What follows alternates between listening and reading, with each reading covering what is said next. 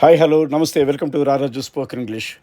By and large మొత్తానికి లేదా సాధారణంగా లేదా ఎక్కువగా చెప్పాలంటే అన్న ఈ మూడు అర్థాలు కూడా బై అండ్ లార్జ్ అన్నదానికి వాడి మనం సెంటెన్స్ ఫామ్ చేద్దాం. లైక్ కొట్టండి, సబ్స్క్రైబ్ చేయండి, మీ ఇంటిలో 10కి కూడా నేర్చుకుంటానికి సహకరించండి.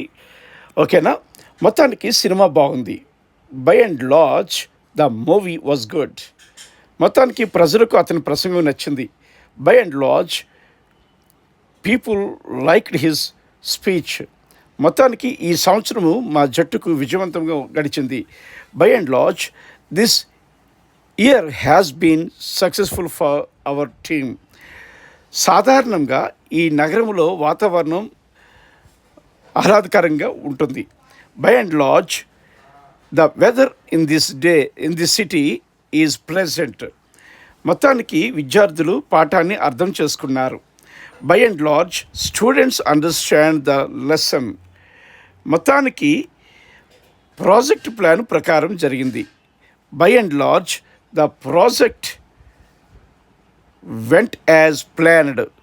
సబ్స్క్రైబ్ చేయండి, లైక్ కొట్టండి. Thank you.